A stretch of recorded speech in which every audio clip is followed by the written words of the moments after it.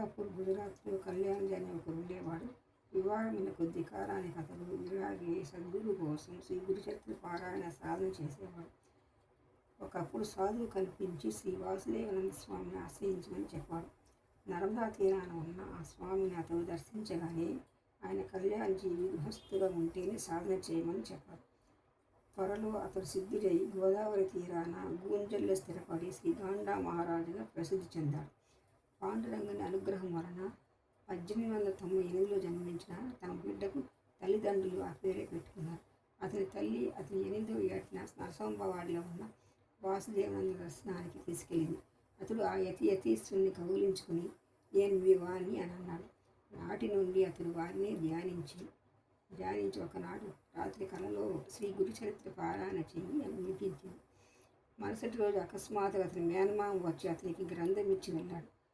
ఆ ప్రతిని అతని మేనమామకు ప్రసాదించిన శ్రీ సాయినాథుడేనట. పాండురంగుడు చాలా కాలం దాన్ని పారాయణ చేసి దత్తాస్వామి స్వప్న సందేశం అనుసరించి సన్యాసించాడు. దత్తాస్వామి చూపిన అంగది స్వామి అనే మహానీయుడు ఆదేశించినట్లు రంగడు శీతోష్టాలు లెక్క చేయక కౌపీదారి ఏకాంతంగా తపస్సు చేసి శ్రీ గురుచరిత్ర 108 సార్లు పారాయణం చేసి సిద్ధుడి శ్రీరంగనాథదూత నారేశ్వర స్థిరపడ్డాడు. చాలీస్గా కాంగ్రెస్లో శ్రీ శంకర శాస్త్రి కుమారుడు మార్తాండ్ 11వ సంవత్సరం నుండి శ్రేష్టమైన గురువులు దొరకాలన్న దీక్షతో సంధ్యావందనము పూజ శ్రీ గురుచరిత్ర పారాయణ చేసేవాడు.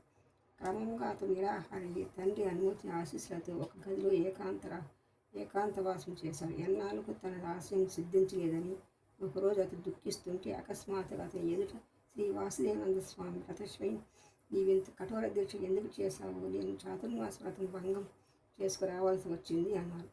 ఆయనను మంత్రము ఉపదేశించమని కోరగా స్వామి అలానే చేసి అంతర్ధానమయ్యారు. నాటి నుండి మంత్రజపము, పూజ, శ్రీ గురుచరిత్ర పారాయణ, దత్తనామస్మరణతో నిరంతరం గడిపేవాడు. వివాహం బిడ్డలు జన్మించాక భార్య మరణించింది. 2వ భార్య కూడా అలానే మరణించింది.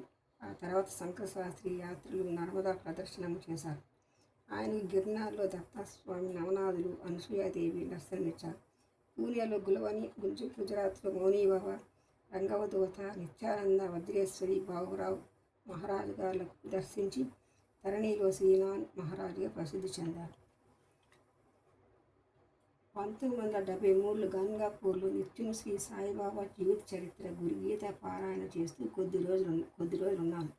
ఒకరోజు మద్రాసు సాధువు గారితో నేను ఇచ్చిన భక్తులు శ్రద్ధతో భిక్ష ఇవ్వటం కోసం ఆనాడు స్వామి అలా చెప్పారేమో కానీ ఇన్ని సంవత్సరాలుగా ఆయన్ని ఇంకా భిక్షకు ఎలా వస్తున్నారు ఇక్కడికి అన్నాను.